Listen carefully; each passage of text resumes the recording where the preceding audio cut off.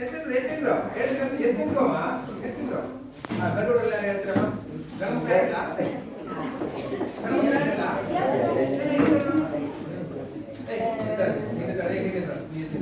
ನೀನೆ ನೋಡಿ ಗಂಡು ಮಕ್ಕಳು ಈಗ ಒಬ್ಬನೇ ಇದ್ದಾರೆ ನಾವು ಯಾರಲ್ಲ ಗಂಡು ಮಕ್ಕಳು ಎತ್ತಿಲ್ಲಲ್ಲೋ